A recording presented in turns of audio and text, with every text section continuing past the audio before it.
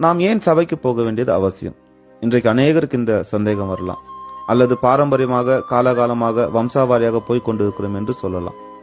நாம சர்ச்சுக்கு போக வேண்டியது மிக மிக முக்கியம் என்பதை குறித்து ஒரு சில வசனங்களை பார்ப்போம்.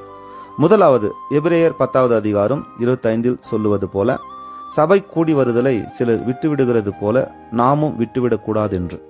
தேவனுடைய வார்த்தைக்கு கீழ்ப்படிந்து நாம இந்த வசனத்தின் அடிப்படையில் சர்ச்சுக்கு போக வேண்டியது கட்டாயம். இரண்டாவது, வெளிப்படுத்தின விசேஷத்தில் இனி சம்பவிக்க போகிற எல்லா காரியங்கள் தேவனிடத்திலிருந்து சபைக்கு தான் கொடுக்கப்படுகிறது. நான் சபையோடு இணைந்திருந்தால்தான் இனி கடைசி காலத்தில் நடக்க போகிற காரியங்களின் வெளிப்பாடு கிடைக்கும். அப்படியானால் நாம சபையோடு இணைந்திருக்க வேண்டும். அந்த சபை எது? மூன்றாவது, அந்த சபை இயேசு கிறிஸ்துவே. எபேசியர் 1 அதிகாரம் 23வது வசனம், 5வது அதிகாரம் 23வது வசனம், கொலோசையர் 1 அதிகாரம் 18வது வசனங்களில் இயேசு கிறிஸ்துவே சபைக்கு தலையாக இருக்கிறார் என்று சொல்லுகிறது. கொலோசையர் 1 அதிகாரம் 24 இயேசு கிறிஸ்துவின் சரீரமாகிய சபை என்று சொல்லப்பட்டிருக்கிறது. அப்படியானால் நாம் இயேசு கிறிஸ்துவோடு இணைக்கப்பட்டிருக்க வேண்டும். ஒரு சரீரத்தில் தலை எப்படி முக்கியமோ அதுபோல கிறிஸ்தவர்களுக்கு கிறிஸ்துவின் சபை மிக முக்கியம். ஒரு சரீரத்தில் அவயவங்கள் ஒன்று கூடினால்தான் அது முழுமையான சரீரம். தலை இல்லாமல் முண்டமோ, முண்டமில்லாமல் தலையோ தனித்திருந்தால் ஒரு பிரயோஜனமும் கிடையாது. அதுபோல நாம சபையை விட்டு தனித்திருந்தால் ஒரு பிரயோஜனமும் கிடையாது. 1 கொரிந்தியர் 12வது அதிகாரத்தை முழுமையா வாசிச்சு பாருங்க, புரியும்.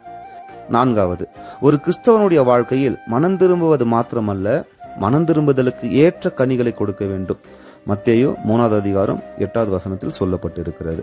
யோவான் 15வது அதிகாரம் 1-5 வசனங்கள் சொல்லுகிறது, இயேசு கிறிஸ்து திராட்சை செடி, நாம் கொடிகளாக இருக்கிறோம். கொடியாகிய நாம் செடியாகிய இயேசு கிறிஸ்துவோடு இணைந்திருந்தால்தான் மிகுந்த கனிகளை கொடுக்க முடியும். அதாவது நாம் சபையாகிய இயேசு கிறிஸ்துவோடு இணைந்திருந்தால்தான் கனி கொடுக்கிற வாழ்க்கை வாழ முடியும்.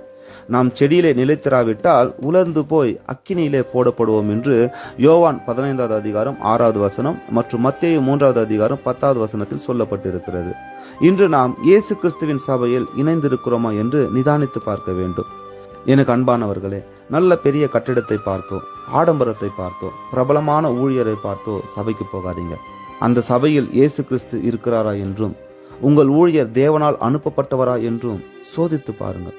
யோவான் 3வது அதிகாரம் 34வது வசனம் சொல்லுகிறது, தேவனால் அனுப்பப்பட்டவர் தேவனுடைய வார்த்தைகளை பேசுகிறார் என்று.